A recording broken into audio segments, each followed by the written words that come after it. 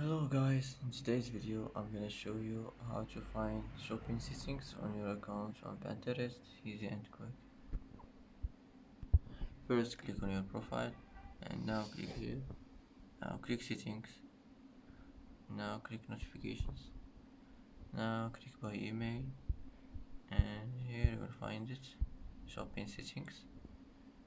And that's it, that's how to find shopping settings on your account on Pinterest, easy and quick.